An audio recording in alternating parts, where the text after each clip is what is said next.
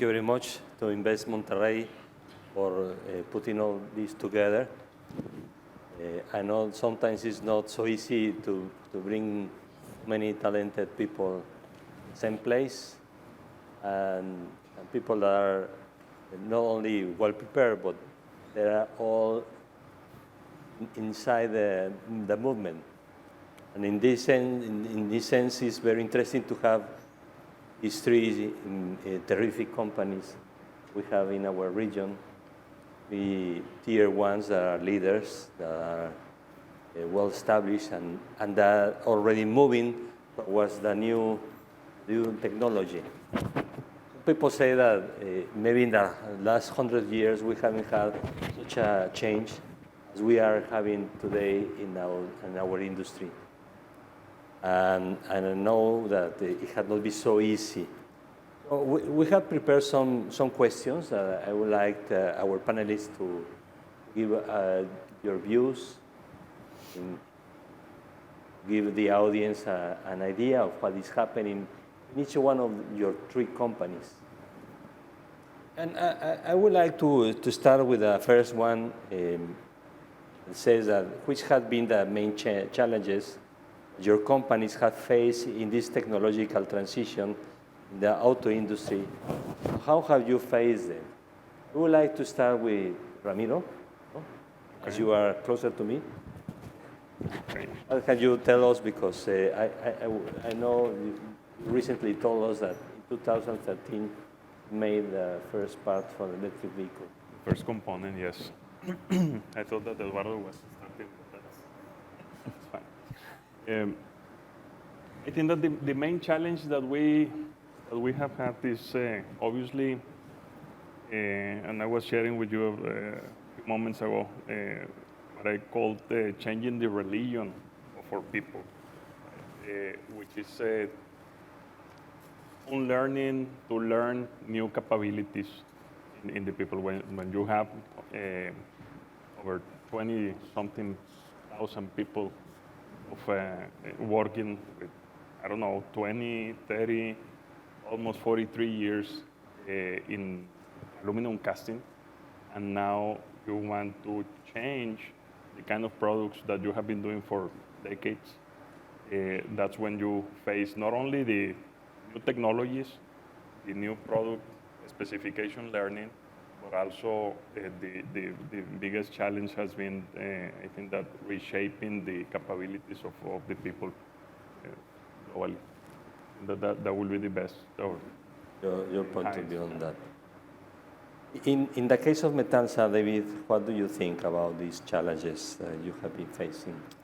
Yes, thank you, Manuel. So one of the main challenges on our situation is related to uncertainty that this is bringing, and the creation of this redundant capacity. So the auto industry, you currently have, we used to have a very stable way of forecasting and taking a look at things. Now it's much more complex. You have to take into account how is electrification adoption going to play into this, how much of the cannibalization is going to go into this. So a lot of the challenges were early on assessing how exposed are we to electrification, right? So is this something that is going to impact our business and the way that we conduct business? And turns out for us, this was much more of an opportunity creation.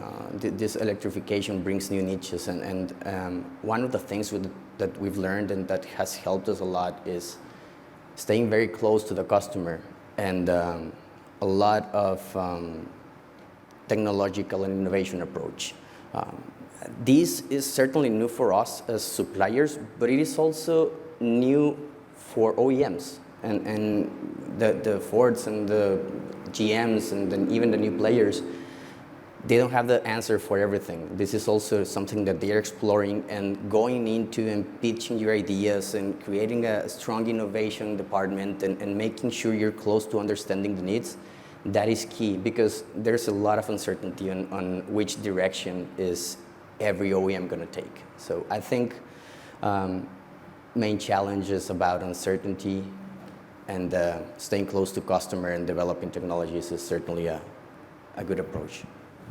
The only certain thing is that we are changing. Yes. In the case of Catcon, Eduardo, you are in the South System industry, is where the gases are going through, and the electric car is not having that. What are you doing? What have been these main challenges for Catcon? I guess David summarized it very nicely. It's uncertainty. For us at Catcon, that uncertainty translated into defining what our capabilities were and where we wanted to move forward. And our capabilities were not married to a specific product or a specific material or a specific process. Our capabilities and the way we wanted to move forward is solving our customers' needs. And we want to solve our customers' hardest challenges. We don't want to focus on easy challenges. So we want to be there to solve complex problems worldwide and being a trusted partner for our customers. So with that in mind, we defined a couple of alternatives or areas we started investing in, which we can talk about in a minute. But it's summarized into that, being agnostic to the product, being agnostic to the material, being agnostic even to the processes, and learning what our core capabilities are, and those are problem solving, customer service, being creative, being flexible, being lean, staying true to our core values, and providing value to our customers through that. Great. So with these challenges in mind, and knowing that the technology is changing, shifting from the internal combustion engine to the electrical one, we can start, David. What have been the strategies that your company has been implementing, maintain your competitiveness and keep being an important player? Sure. So I think I touched a bit into this on the previous question, and it's understanding customer needs and be able to maximize opportunities. And I think Eduardo just mentioned this. The creation of new value spaces within the value chain on the entire industry creates opportunities. And the idea to leverage capabilities has been the core of our strategies. So what are we good at? What do our customers need? And how can we evolve towards that? A lot of our new developments have been coming in hand with co-developments with what our customers needs. So another good strategy that we've been following is much more related on the manufacturing side and how do we approach this.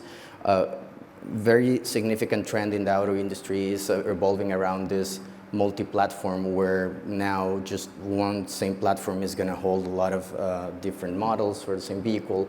So how can we leverage this and decrease the risks of uncertainties in volumes driven by how to attack different products at once? Very good, David.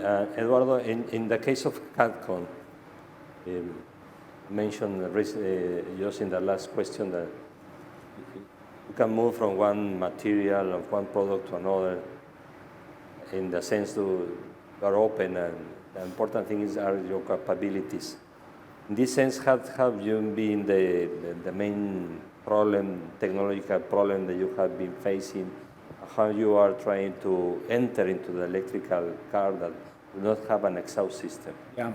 So just to give a little bit of context, Catcon, and I have a couple of slides if we can show them just to illustrate the two main areas that we're targeting. As a bit of context, Catcon is a global company operating in 8 countries. We have 11 manufacturing plants and 5 tech centers. We're focused in exhaust systems, which are mufflers and after-treatment solutions. And these are, for those who are not familiar with that, are, mostly stainless steel products. So we use welding, tube bending, that sort of thing. However, being close to our customers and listening to their needs, about 5 or 6 years ago, we identified a trend towards lightweighting, which is, yes, tied to the to the electrification of vehicles, but it's also a trend also for internal combustion engines. It's not tailored for the electromobility industry. And we decided to invest in 4 main areas, and I want to focus on 2 right now just for a matter of time. One is rechargeable energy storage systems, which is just a fancy word engineers use for battery enclosures or battery trays. And the other ones are roof panels and closures. So for the first one, and I'm going to be quick, we designed a multi-material battery enclosure in collaboration with a German engineering firm called Forward Engineering. And again, we started with a clean sheet of paper, agnostic to the material, and we said we need to focus on 4 things. We need to do a state-of-the-art design, something that meets OEM requirements. It's crash requirements, thermal runaway, which also is another fancy word for just the battery burning the passengers in the vehicle, so we need to avoid that, obviously. The second must was it being cost effective. So you're not going to sell something if it's not cost effective for your customer.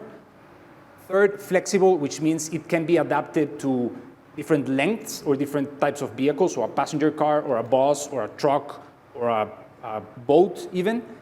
And last but not least, it needs to be scalable. So you need to be able to produce it for low volumes, passenger buses or trucks, or automotive vehicles that are produced in the hundreds of thousands.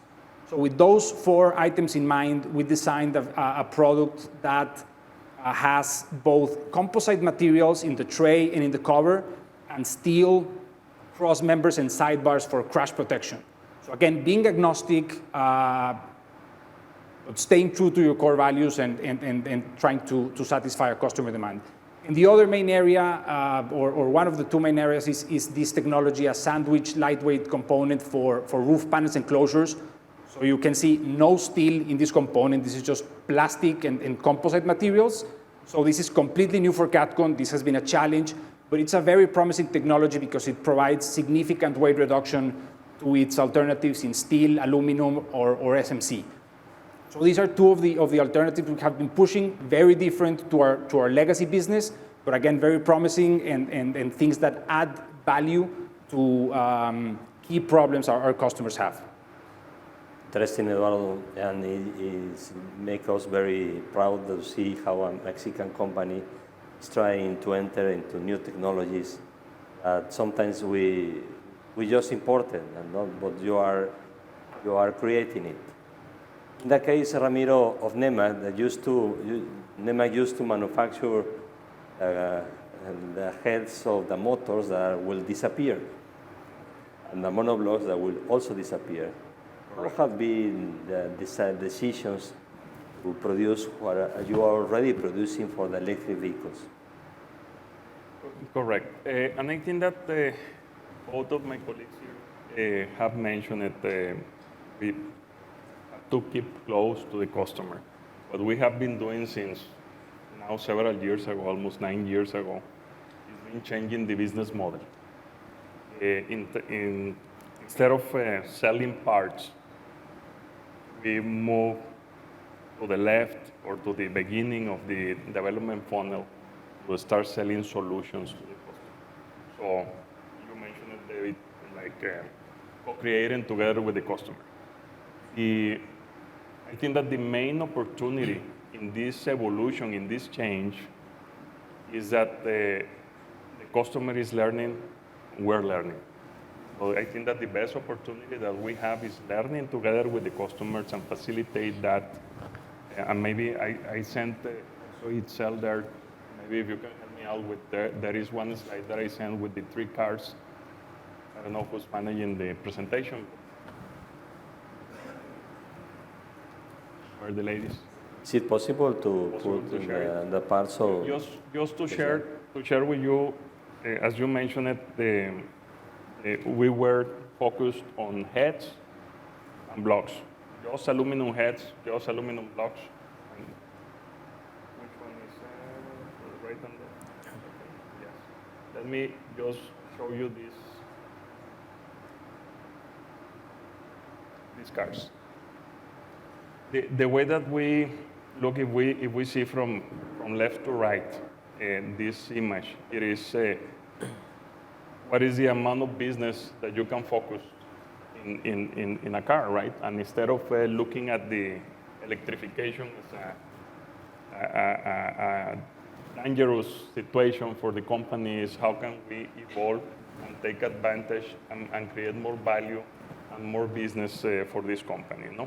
And then you can see the value added to sales of the original head blocks, and we start with some structural components several years ago with what we are doing today in the hybrids and in the BEVs cars. So it is a lot of transformation, a lot of learning, and as I mentioned it in the first question, a lot of changing the religion to the people, to the 20,000 people in Nemak globally. And well, right now I think that we are in a good shape, more or less. We are working with several cars, brands, and different platforms, right? And this is more or less so far where we're getting into, right? I think that you can read faster than me the bullets in there. So that's more or less the adventure that we have been following, right? So making an opportunity of the challenge, I think that's the key. If we have the opportunity to buy actions of Nemak, they will be Yes, encouraging. today is the day. Very good. So, okay, so we are in this industry, we are very used to the value chain. And in this sense, Eduardo, how do you see the challenges with your suppliers now, with the tier twos that you are going to have? Because maybe there are going to be others than today's, the tier two suppliers for Catcon, or what you are foreseeing in this for the tier two industry? I was talking with David before, so I'm not going to steal his answer because I know what he thinks. But for us, it's been a challenge, especially moving into a sector that's not very developed in Nuevo León, and I mean the composites space. We've been talking to potential partners. We've been traveling to shows, to conferences. There are countries that are very developed, primarily in Europe. For example, the UK is very strong in composite materials. But North America and Mexico specifically is not as developed as we would like. So just to give you an example, some of these materials we have to fly from Europe because if you ship them by boat, the temperature affects and they just lose their properties. So we have to sort those challenges. Right now we can sort that out because the volumes being what they are, and there are other challenges in the logistics space right now. But we have definitely found a challenge, and we need to work together with our tier twos and suppliers or international suppliers to bring them here and work with us. So it has been a challenge. Maybe we had to talk with Invest Monterrey and to look for foreign investment and national investment. 2 weeks ago, I was in the R&D center of Arrival in the UK, and the whole body is composite. Mm-hmm. And the structure is whole of aluminum, aluminum extrusion. And what is the steel? You see hardly steel. Those vans are already manufacturing for UPS. So it looks that the whole material for the electric vehicle will change. And in your case, Ramiro, the business model that you are following is quite different, especially if you look to your current processes and the new ones, and you are going to have different suppliers, you are going to have assemblies that you are not used to. And how do you see the challenges for your tier two base of suppliers? Well, I think that I can talk about the internal challenges. Definitely, as you can imagine, we went from a bill of material of one component, aluminum, and now we're shipping systems with close to 700 components assembled. Right? So So you can imagine the internal challenges that represents. I'm pretty sure that you understand that very well, Certainly. David. Yes. So just managing that, just managing from the receiving, the engineering, every engineering control change, when an engineering change comes from one of those components, then you have to go all the way from the financial world, from the PCNL world, from the supply chain world, right? And then control of all of that. Again, in a company that was not used to do that for 40 years, that is an interesting challenge. And then if I start going externally, the first challenge also was to create the supplier quality or the supplier development area, right? Because now you have hundreds of different suppliers that we didn't have let's say, many different suppliers. So that has been, let's say, an internal, a borderline challenge. And then the next challenge that definitely we're facing is, and it's not only in Mexico, even in North America, there are components that you cannot, or the industry that serves different kind of components that you need now for this electrification systems are not used to serve the tolerances, they are not used to serve the automotive industry. So trying as well to evolve the markets for the different industries in North America and obviously in Mexico, creating those capabilities, that I think that is a challenge, and that's what we're facing today with this evolution. Interesting, no? As you said, that we are just moving to another business model, but all the things that Means a lot of things. yeah, it means a lot of things. In that sense, David, how do you see this challenge in the case of Metalsa with your tier 2 base of suppliers? Yes. So talking about more of on a broad perspective on what can happen or what can we expect on tier 2 suppliers with this creation of these new value areas or value spaces, like we have seen, we have all been looking to solutions to different problems and creating new products. So some of the things that are going to start to happen is the development of new supplier bases. But in addition to that, other thing that is going to be important to look for is the potential vertical integration in some of the processes that you can in-source versus outsource, right? When you move to a new business model and start going after new products or new business lines, certainly your core processes and your core products start to evolve and to change. So what is going to be incorporated to you? And what is something that you would like to maintain as an outsourcing part of the value chain? So I think there's uncertainty on what is going to end up happening, but that creates opportunity for both tier 2 suppliers and then tier 1 suppliers into how to collaborate. And in terms of challenges that we're currently facing, a lot of that has to do with the handling of new materials, right? So for someone like Ramiro was mentioning, it's somehow new for them to start welding and assembly parts together to some extent, and for us, aluminum is kind of a new thing. So it creates that we need to develop a new supply base and understand how to interact with all these new spaces. So I think that would sum up the challenges on our side. Well, very good. I think there are many things that we can continue discussing. I think that the world is challenging.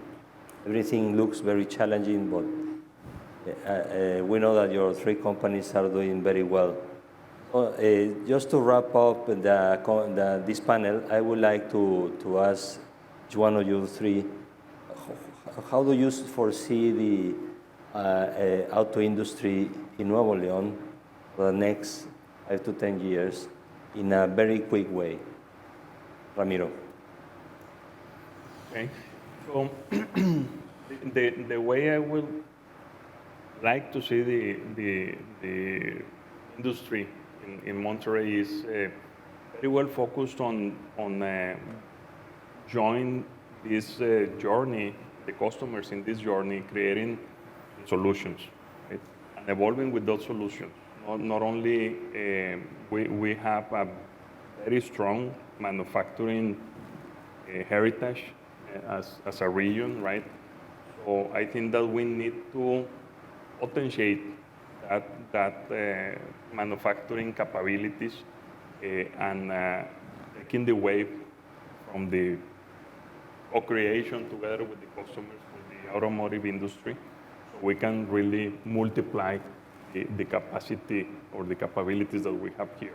So I think that the industry has a lot of potential, but we really need to extend as well not only the manufacturing capabilities, but also the technology development capabilities together, so we can join the industry to create the future, the mobility. Part of the future.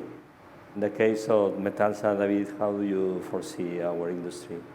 Yes, similar. I would like to think of Monterrey or Nuevo León as a state as a relevant hub for the auto industry, and it kind of gravitates things and make it more of a self-fulfilling, right? A correct development of the value chain where there's a tier 1, tier 2 suppliers and the interaction. So I think it starts with what we were seeing on the earlier presentations about even the creation of the talent pipeline, education from the universities, being competitive in the way that you bring talent on board. So I think the Monterrey or Nuevo León as a state has the combination and has the potential to continue to be a relevant hub for automotive industry. I think opportunities are there, and it is a matter of continuing to develop these possibilities. Very good, David. And Eduardo, in your point of view, how do you see our industry in the next years? Yes, so I have been thinking about this lately, and I mean, I fully agree with Ramiro and David. I think the Monterrey automotive industry or the Nuevo León industry can go on a 12-round fight with any company globally, and these three companies have demonstrated that year in and year out. I mean, I think very few companies in the world or in the same region can brag about being named, I don't know, General Motors Supplier of the Year simultaneously and several years in a row. So I think technically and educationally we're there. Everybody knows that. We brag about that. But I think something that distinguishes us, and maybe we don't talk about it enough, is the entrepreneurial spirit of the people of Monterrey. And the commitment that, again, these three companies I think are a good example, that are either directly or indirectly family owned or family established, you know. The values and the traditions of those families and the Monterrey families and the Monterrey businessman, the commitment with its community, the commitment with its workers, the family that it builds around it, the camaraderie among companies, I think that's I mean, something that you don't see in other places. So that social value, that giving back to the communities, giving back to the schools, and collaborating with each other, I think that's a very specific value to the Monterrey auto industry. Perfect. I agree. Well, I would like to thank you very much, your openness to share with the audience, with us, all the experience that you are already building in the electrification of your industries and your companies.